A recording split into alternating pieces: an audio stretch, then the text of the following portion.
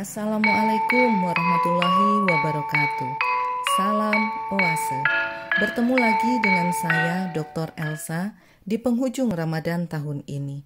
Seperti narasi deskriptif di awal tayangan khusus Ramadan ini, Oase secara khusus menelusuri dan membahas tentang masjid-masjid tua yang menjadi saksi penyebaran Islam di tanah Jawa, khususnya yang ada di Jawa Tengah dan Yogyakarta. Masjid-masjid tua yang dimaksud merefleksikan tentang bagaimana Islam hadir di tanah Jawa tanpa menghilangkan unsur-unsur budaya yang telah lebih dulu ada.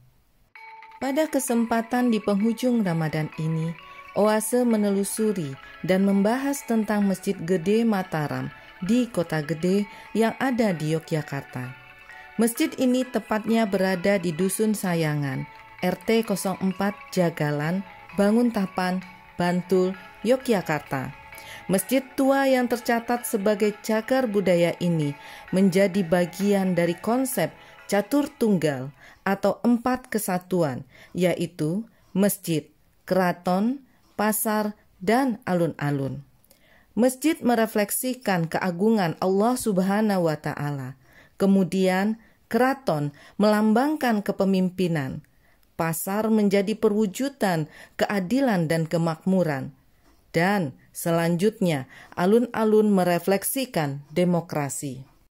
Mengulik catatan sejarah, masjid yang didirikan oleh Raja pertama Mataram Islam, yaitu Danang Sutawijaya atau Panembahan Senopati pada tahun 1587 berada dalam satu kompleks, seperti penjelasan di awal, dinamakan Catur Tunggal. Masjid ini berada di sebelah barat toponim alun-alun dalam konsep Catur Tunggal. Kemudian, berdasarkan Babat Momana, Panembahan Senopati memerintahkan untuk membangun sebuah masjid yang kemudian diselesaikan pada tahun 1589. Apabila melihat dua keterangan tersebut, dapat dikatakan bahwa Masjid Gede Mataram dibangun selama kurang lebih 2 tahun. Latar belakang proses pembangunan masjid sangat mengadopsi konsep ajaran Kanjeng Sunan Kalijaga yang syarat filosofi, serta mengakomodasi silang budaya dan toleransi. Hal tersebut terrealisasi dari kegiatan pembangunan masjid yang banyak dibantu oleh masyarakat penganut Hindu yang bertemu dengan Ki Ageng Pamanahan yang merupakan ayah Panembahan Senopati saat berjalan menuju hutan Mentau. Oleh karena itu, ada karakteristik bangunan masjid yang kental dengan nuansa bangunan suci Hindu, yaitu pada gerbang masuk masjid yang menyerupai gerbang pura. Karakteristik ini terjadi karena pada saat pembangunan masjid, umat Islam berkesempatan membangun bangunan masjid dan masyarakat yang beragama Hindu diberi kesempatan untuk membangun gapura masjid. Pembangunan dengan cara seperti ini, menurut saya, mengajarkan masyarakat untuk membangun toleransi dan gotong royong meskipun berbeda keyakinan. Selain itu, ini juga menjadi strategi dakwah dengan mendekatkan Islam kepada masyarakat di luar Islam, sehingga agama yang rahmatan lil alamin ini dapat berterima tanpa paksaan. Saat memasuki gapura masjid yang menjadi pintu masuk pagar tembok setinggi 2,5 meter ini diyakini dari alih bahasa Arab, yaitu Ro, Fa, Ro yang bermakna ampunan. Dengan demikian, meskipun bernuansa Hindu, namun dimaknai secara Islam sebagai gerbang ampunan, bahwa sesiapa yang ingin mendapat ampunan yang maha kuasa, bersegeralah ke masjid dengan didahului rukun Islam pertama, yaitu syahadat. Sementara itu, undakan 5 di bagian gapura masjid dimaknai sebagai rukun Islam, dan undakan 3 di puncak tembok pagar dimaknai sebagai Islam, iman, dan ihsan. Pada tembok pagar juga terdapat ornamen antefiks yang menyerupai kembang. Ornamen ini bermakna bahwa umat Islam diharapkan mampu memberi keharuman bagi masyarakat sekitar. Setelah melewati gapura masjid, maka dapat ditemui tembok kelir dengan ornamen khas Hindu, yaitu mangkoro, yang bagi umat Islam dimaknai sebagai manungso angkoro, bahwa manusia penuh dengan segala sifat buruk yang perlu dibersihkan dengan cara memasuki masjid dan melakukan ibadah. Fungsi tembok kelir yang bermakna awal kolo diyakini untuk menangkal segala keburukan dari luar masjid.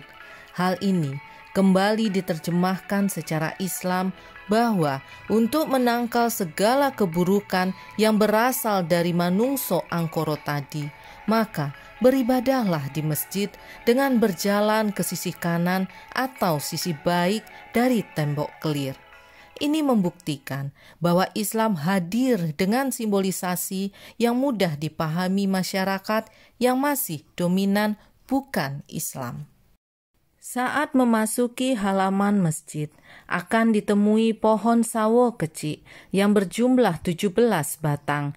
Ini menjadi perumpamaan bahwa sawo kecil atau dimaknai sebagai sarwo beci yang berarti serba bagus, dapat bermula dari sholat wajib yang berjumlah 17 rakaat. Kemudian, sebelum memasuki masjid, maka dapat ditemui kolam kecil dengan lebar 185 cm dan kedalaman 60 cm yang disebut jagang. Jagang ini berada di sisi utara, selatan, dan timur masjid. Keberadaan kolam ini menurut saya tidak terlepas dari konsep pertirtaan agama Hindu dan Buddha yang berfungsi sebagai air suci dalam upacara keagamaan. Namun, kemudian diterjemahkan bahwa sebelum memasuki rumah Allah Subhanahu wa Ta'ala harus dalam keadaan bersih dan suci.